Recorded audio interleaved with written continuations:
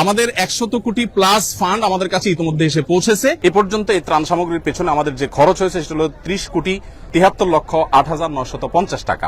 খাদ্য সামগ্রীতে 30 কোটি, শিক্ষার জন্য 20 কোটি এবং গৃহ নির্মাণে 30 কোটি, ব্যবসায়ী যারা ক্ষতিগ্রস্ত হয়েছেন, ক্ষুদ্র ব্যবসায়ী এবং কৃষক যারা ক্ষতিগ্রস্ত হয়েছেন তাদের জন্য 30 কোটি টাকা খরচ করার পরিকল্পনা হাতে নিয়েছি। বন্যার পানি একটু শুকানো শুরু করলে 1 লক্ষ পরিবারকে 25 কেজি করে চাউল দেব ইনশাআল্লাহ। এবারের 2024-এর ভয়াবহ বন্যায় ক্ষতিগ্রস্ত মানুষদের পাশে দাঁড়াবার জন্য শুরু থেকে আমরা চেষ্টা করেছি। রাত দিন এখানে কাজ চলছে। আপনারা দেখতে পাচ্ছেন আমাদের পেছনে যে কার্যক্রম, এই কার্যক্রম সারাদিন চলছে, রাতভর চলছে এবং আমাদের আজকে 10ম দিন চলছে কাজের।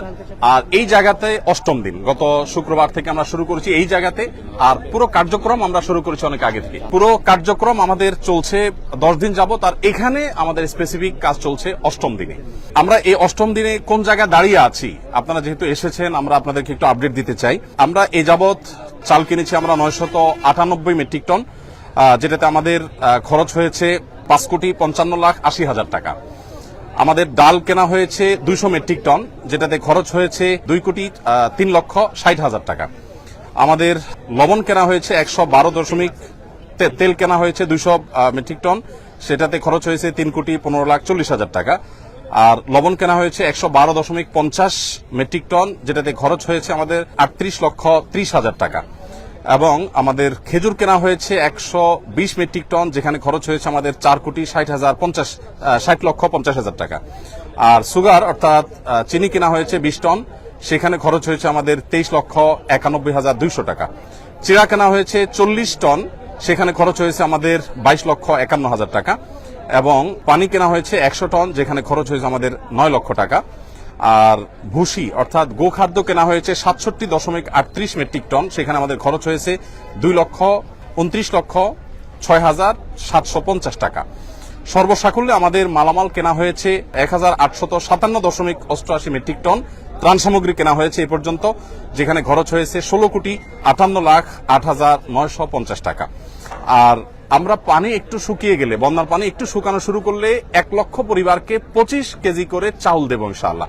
কারণ আমরা জানি যে বন্যার পানি শুকিয়ে গেলেই কিন্তু মানুষের কষ্ট শেষ হওয়া নয়, বরং অনেক কষ্ট তখন শুরু হয় নতুন করে। বিশেষ করে যারা ছোট ছোট ব্যবসার উপরে ডিপেন্ডেন্ট ছিল, সেগুলো শেষ হয়ে গেছে, তারা নতুন করে দাঁড়াতে আরো সময় লাগবে। তারা যেন দাঁড়াতে পারে এবং 15 দিন 20 দিন যাতে অ্যাটলিস্ট তারা চলতে পারে, সেজন্য আমরা 1 লক্ষ পরিবারকে 25 কেজির করে চাউলের বস্তা দেব। এখানে আমাদের লাগবে হলো 2500 টন। এর অর্ডার আমরা ইতিমধ্যে দিয়ে ফেলেছি, অর্থাৎ পার্চেসিং হয়ে গেছে। আগামী 3 বা 4 তারিখ ইনশাআল্লাহ, 3 তারিখে মাল ডেলিভারি পাবো, 4 তারিখ থেকে আমরা ডিস্ট্রিবিউশন শুরু করব। ফেনীর যে সমস্ত এলাকা শুকিয়ে গেছে সেই এলাকাগুলোতে বিশেষ করে। সেখানে আমাদের খরচ হবে 14,15,00,000 টাকা। সর্বসাকুল্যে আমাদের মোট মালামাল যেটা এই পর্যন্ত আমরা কিনেছি, যার কিছু প্রস্তুত হয়ে বিতরণ হয়ে গেছে, কিছু প্রস্তুত হচ্ছে, আর কিছু ডেলিভারির অপেক্ষা আছে, সব মিলিয়ে দাঁড়াচ্ছে হলো 4,357.88 মেট্রিক টন ত্রাণ সামগ্রী। এবং এ পর্যন্ত এই ত্রাণ সামগ্রীর পেছনে আমাদের যে খরচ হয়েছে সেটা হলো 30,73,08,950 টাকা। আপনাদেরকে একটু জানিয়ে রাখতে চাই, আমাদের এ পর্যন্ত যে ফান্ড আমাদের কাছে এসে পৌঁছেছে, আপনারা সাংবাদিক ভাইরা বারবার আমাকে প্রশ্ন করেছেন কত টাকা এসেছে। আমরা ফিগারটা এক্সাক্ট আপনাদেরকে বলতে পারিনি। গতকাল অর্থাৎ বৃহস্পতিবার একেবারে অফিস শেষে আমাদের কাছে যে আপডেট এসেছে আমাদের অ্যাকাউন্টস থেকে, সেটা হলো আল্লাহ তাআলার অশেষ অনুগ্রহে, সাধারণ মানুষের আস্থায় আমাদের ত্রাণ তহবিলের টাকা 100 কোটি ছাড়িয়েছে। অর্থাৎ 100 কোটির বেশি ফান্ড আমাদের কাছে চলে এসেছে। এই ফান্ডটা আমরা কিভাবে খরচ করব আপনাদেরকে একটু আমরা জানিয়ে রাখতে চাই, আপনাদের মাধ্যমে মানুষকে আমরা জানিয়ে রাখতে চাই। প্রথমত একটু বলে রাখি, আসুন্নাহ ফাউন্ডেশনের সমস্ত প্রজেক্টগুলো বাস্তবায়ন করার আগে আমরা পাবলিকলি ঘোষণা করে বেনিফিশিয়ারি নির্বাচন করি, যাতে কোনো প্রকার পার্সিয়ালিটি না হয়, প্রত্যেকে যেন সমানভাবে পায়, ধর্ম বর্ণ নির্বিশেষে যেন সবাই সুযোগ সুবিধা পায়, সেজন্য আমরা বিশেষভাবে মনোযোগ রাখি। আর আমাদের প্রজেক্ট বাস্তবায়ন শেষে আমাদের প্রত্যেকটা টাকার হিসাব পাই করে আমরা সোশ্যাল মিডিয়ার উন্মুক্ত প্ল্যাটফর্মে দিয়ে থাকি। আমরা 2022-এর বন্যায় অর্থাৎ সিলেটের বন্যায় 18 কোটি টাকার কাজ করেছিলাম, তার প্রতিটি টাকার হিসাব আমরা সোশ্যাল মিডিয়াতে দিয়েছিলাম। তেল কোন কোম্পানির কত টাকায় কিনেছি, আমরা কি পরিমাণ কিনেছি, লবণ, চাল, প্রত্যেকটা জিনিস আমরা ডিটেল এভাবে দিয়ে থাকি। তো এবারও ইনশাল্লাহ তার ব্যতিক্রম হবে না, প্রত্যেকটা টাকার হিসাব আমরা যথারীতি ইনশাল্লাহ যথাসময় দেবো আল্লাহ চাহেন তো। এখনো পর্যন্ত আমাদের এখানে ত্রাণবাহী 80টি গাড়ি গত কয়েকদিন আমাদের স্পটে পৌঁছেছে। আবার সেনাবাহিনীর মাধ্যমে আমরা অনেকগুলো কাভার্ড ভ্যান হস্তান্তর করে দুর্গম এলাকাগুলোতে তাদের মাধ্যমে বিতরণ করেছি আমরা। আজকে আমাদের এখানে যে কাজ চলছে, আজকে আমাদের এখানে সকাল থেকে জোহরের আগ পর্যন্ত 8টা কাভার্ড ভ্যান ফিল আপ হয়ে চলে গেছে এবং আজকে সর্বসাকুল্য আমাদের 23টা কাভার্ড ভ্যান ইনশাল্লাহ ভরবে। এখানে যে কাভার্ড ভ্যান গুলো আছে এগুলো মাল আনলোড হওয়ার পর আবার লোড হওয়া শুরু হবে। একদিক থেকে আনলোড হয় আর দিক থেকে লোড হয়।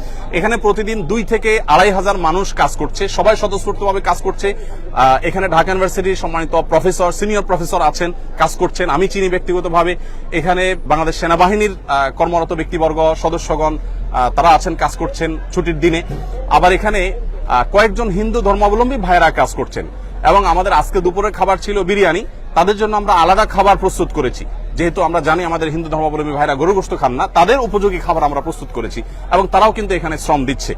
আমাদের একজন অটো রিক্সা চালকের সন্ধান আজকে আমরা জানতে পেলাম যে তারা ইউনাইটেড ইউনিভার্সিটি ওই জায়গা থেকে এখানে কেউ ত্রাণের কাজে আসছে বললেই তাদেরকে ফ্রি তিনি আনা নেওয়া করছেন। তিনি আমাদেরকে বলেনও নাই, প্রকাশও করতে চান না, কিন্তু সামহাও আমরা জেনে গেছি। তো স্বতঃস্ফূর্ততা কতভাবে হতে পারে, কত ধরনের হতে পারে, সেটা আসলে আমরা আপনাদেরকে বলে বুঝাতে পারবো না যে মানুষ কতভাবে স্বতঃস্ফূর্তভাবে কাজ করতে পারে এখানে, সেটা এখানে চলছে। তো আমরা একটু আপনাদেরকে জানিয়ে রাখতে চাই যে যত টাকা আমাদের কাছে এসছে এবং এক্সপেক্টেড আরো যে টাকা আসবে, আমরা কিছুদিনের মধ্যে ইনশাআল্লাহ আমাদের ফান্ড ক্লোজ করব, অর্থাৎ এই তহবিলে আর আমরা ডোনেশন সংগ্রহ করব না। আমাদের প্রত্যেকটা প্রজেক্ট বাস্তবায়নের ক্ষেত্রে আমরা এই নীতিমালা ফলো করি। একটা নির্দিষ্ট সময়ের পর আমরা বলে দেই এই প্রজেক্টে আর কোনো টাকা দেওয়া যাবে না, আমরা অফ করে দেই, কারণ আমাদের একটা প্ল্যান থাকে, প্ল্যান অনুযায়ী আমরা সাধারণত কাজ করে থাকি। তো এবারে আমরা যেটা আশা করছি, যেটা করব, সেটা হলো খাদ্যে ইতিমধ্যে আমরা 30 কোটি 73 লাখ টাকা খরচ করেছি, যেটার মধ্যে 2500 মেট্রিক টন চাল আমরা 4 তারিখ থেকে বিতরণ শুরু করব। আর এর বাইরে কৃষি এবং ব্যবসা যে ক্ষতি হয়েছে আমাদের কৃষকদেরকে তাদের পুনরায় কৃষি কাজ শুরু যেন করতে পারে, সেজন্য আমরা তাদেরকে অর্থ সহায়তা দিব। আমরা আসুন্না ফাউন্ডেশন থেকে ক্ষুদ্র ঋণ, সেটা আপনার সুদমুক্ত হোক আর সুদযুক্ত হোক, কোনোভাবে আমরা সুদ ঋণ দেই না, বরং আমরা সম্পূর্ণ ডোনেশন দিয়ে তাদেরকে দাঁড়াবার জন্য আমরা সহায়তা করি। তো সেই জায়গা থেকে কৃষি এবং ব্যবসা বলতে ছোট ছোট ব্যবসায়ী, একজন মুদি দোকানদার, তার দোকানটা পুরোটা পানিতে শেষ হয়ে গেছে, তখন তাকে আবার একটা দোকান আমরা দাঁড় করে দেওয়ার জন্য কাজ করব। এই খাতে আমরা 30 কোটি টাকা খরচ করার পরিকল্পনা প্রাথমিকভাবে হাতে নিয়েছি, যে আমরা কৃষি এবং ব্যবসায় 30 কোটি টাকা খরচ করব। আমরা জানি যে প্রচুর মানুষ গৃহহীন হয়ে গেছেন, যারা গৃহহীন হয়ে গেছেন সেই মানুষগুলোর জন্য আমাদের পরিকল্পনা হলো যে আমরা 30 কোটি টাকা ইনশাআল্লাহ খরচ করব এই খাতে। অর্থাৎ যারা গৃহহীন হয়ে গেছেন, কাউকে হয়তো আমরা 10,000 টাকা দিয়ে সহায়তা করব, কাউকে 20,000 দিয়ে, কাউকে 1 লাখ দিয়ে। এটা ভ্যারি করবে যে কার অবস্থা কতটুকু, অর্থাৎ ক্ষতি কি পরিমাণ হয়েছে, কারণ আমরা জানি সবার একরকম ক্ষতি হয় নাই, কারোর একেবারে শেষ হয়ে গেছে সব, তাকে হয়তো 1 লাখ টাকা আমরা দিব। 1 লাখ টাকা দেওয়া বলতে 1 লাখ টাকা আমরা একসাথে দিয়ে দিব না, তাকে একটা নির্দিষ্ট সার্টেন অ্যামাউন্ট দিয়ে বলবো এই পর্যন্ত আপনি কাজ নিয়ে আসেন, তারপর আপনি দ্বিতীয় কিস্তি পাবেন, তারপর তৃতীয় কিস্তি পাবেন, যাতে করে টাকাটা পেয়ে গরিব মানুষ নষ্ট করে না ফেলে। এবং সমস্ত টাকা আমাদের অনলাইনে আমরা দিয়ে থাকি, মোবাইল ব্যাংকিং এর মাধ্যমে। নগদ কোনো টাকা আমরা সাধারণত দেই না, কারণ এখানে ট্রান্সপারেন্সির যে জায়গাটা সেটা তখন পরিচ্ছন্ন থাকে, কারণ যাদের মাধ্যমে আমরা দেবো তারা তো ভলান্টিয়ার, কারোর কাছে আমি টাকা দেবো সে আবার হস্তান্তর করবে, এটা আমরা করি না। আমাদের যে বেনিফিশিয়ারি, তাদের যে ডিটেল, সেই ডিটেল পাওয়ার পর আমরা সেই ডিটেল অনুযায়ী তাদের কাছে আমরা পাঠিয়ে দিব অনলাইনে, মোবাইল ব্যাংকিং এর মাধ্যমে। তাহলে কৃষি এবং ব্যবসায় 30 কোটি এবং গৃহ নির্মাণে 30 কোটি এবং শিক্ষায় 20 কোটি টাকা আমরা খরচ করার সিদ্ধান্ত নিয়েছি, কারণ আপনারা জানেন শিক্ষার খাতে আমাদের প্রচুর ক্ষতি হয়েছে। বিশেষ করে আমাদের যে সমস্ত শিশুরা, অনেকের আপনার বই পুস্তক নষ্ট হয়ে গেছে, পড়ালেখা পিছিয়ে গেছে, তাদেরকে আমরা স্বেচ্ছাসেবীদের মাধ্যমে কিভাবে পিছিয়ে পড়েছে তাদেরকে উদ্ধার করার, সেজন্য আমরা কাজ করব। আরেকটা জায়গা আমরা কাজ করব, সেটা হলো যে বন্যা যাতে প্রকোপ কমিয়ে আনা যায়, সেজন্য সুদূর প্রসারী প্ল্যান কিভাবে করা যায়, আমরা অনেকগুলো পরিকল্পনা মাথায় রেখেছি, এখনো চূড়ান্ত করি নাই। সেটা নিয়ে আমরা কাজ করব যে কিভাবে বন্যায় দুর্গতি কমানো যায়। আমরা শুধু ত্রাণ দিলাম সেটাই নয়, বন্যার পানি যাতে নেমে যাওয়ার রাস্তাগুলো পরিচ্ছন্ন থাকে, খালগুলো যাতে পরিষ্কার থাকে। বিশেষ করে এটা সরকারের যারা সংশ্লিষ্ট দায়িত্ব আছেন তারা দেখবেন, নোয়াখালী, চৌমুহনী, লক্ষ্মীপুর এই এলাকাটাতে রাস্তার ধারে যে বড় খাল চলে আসছে, আপনারা জেনে থাকবেন, আমি ওই এলাকার ছেলে, আমি ছোটবেলা থেকে এই খালগুলোকে দেখেছি, এগুলো দখল হয়ে আছে, অর্থাৎ দখলদাররা দখল করে আছে এবং এগুলো নাব্যতা হারিয়ে ফেলেছে, যার কারণে এই যে বন্যার পানি এটা নেমে যাওয়ার জন্য মিনিমাম যে খাল প্রয়োজন সেটা পর্যন্ত নাই, যার কারণে দুর্দশা আজকে চরম অবস্থায় পৌঁছেছে। আমরা যদি চাই যে প্রতি বছর এরকম ত্রাণ নিয়ে আমরা দৌড়াবো না বা দৌড়াতে হবে না, এটা যদি চাই তাহলে এই খালগুলো আমাদেরকে খনন করতে হবে এবং এগুলো নাব্যতা ফিরিয়ে আনতে হবে, এগুলো দখলমুক্ত করতে হবে। এটা বাংলাদেশ সরকারের কাজ। আমাদের যদি এখানে কোনো অংশগ্রহণ করার সুযোগ থাকে, আসন্ন ফাউন্ডেশন সম্পূর্ণ প্রস্তুত যে আমাদের ভলান্টিয়ার টিম নিয়ে, আমাদের ক্ষুদ্র ফান্ড নিয়ে আমরা ঝাঁপিয়ে পড়বো, যাতে করে প্রতি বছর বন্যা হলে আমরা ত্রাণ নিয়ে যেতে না হয় এবং বন্যা যাতে খুব বেশি দীর্ঘস্থায়ী না হয়। ফেনী, নোয়াখালী, লক্ষ্মীপুর আমি নিজে গিয়েছি, অনেক এলাকা আছে যেখানে পানি ঠায় দাঁড়িয়ে আছে, নামার কোনো নামগন্ধ নেই, 1 সপ্তাহ 10 দিন 15 দিন পর্যন্ত পড়ে আছে। তো সেটা যেন না হয় সেজন্য আমরা চেষ্টা করছি।